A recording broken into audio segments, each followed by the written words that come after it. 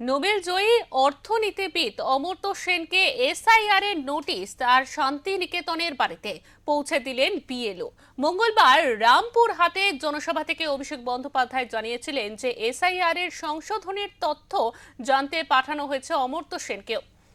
সেই মতো বুধবার শান্তিনিকেতনে অমর্ত্য সেনের বাড়িতে বিএলও সহ নির্বাচন কমিশনের 2 আধিকারিক এসে পৌঁছান। তাদের তরফ থেকে সেই নোটিশ পৌঁছে দেওয়া হয় অমর্ত্য সেনের প্রতিনিধিকে।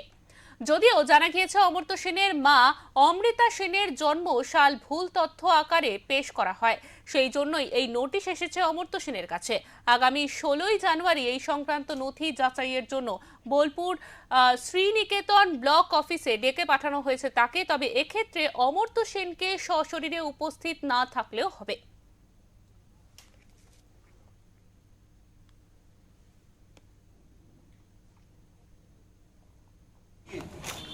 নানান প্রশ্ন উঠছে রবি ঠাকুরের শান্তিনিকেতন বিশেষ করে এসআইআর নোটিশ অধ্যাপক অমর্ত্য সেনকে ধরা নিয়ে বীরভূমে শান্তিনিকেতন থেকে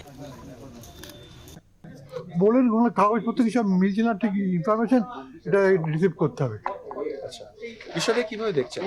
কি বলবো, এটাকে হ্যারাস করা হচ্ছে। একটা বয়স্ক লোক সবাই চিনে, বলছে এখানকার নাগরিক না, এসব কি বলছি উল্টোপাল্টা। আমরা অমর্ত্য সেন এর আগে শান্তিনিকেতন প্রেস ক্লাব ভোট দিয়েছেন। হ্যাঁ, তো তারপরেও এই ধরনের মানে কিভাবে দেখছেন বিষয়টাকে? অমর্ত্য সেনের মতন ব্যক্তিত্বকে কি বলবো এখন, এটা তো খুব মানে মানে অবাক হয়ে যাচ্ছে।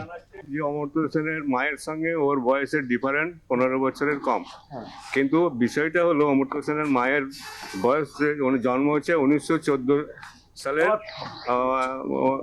19 মে।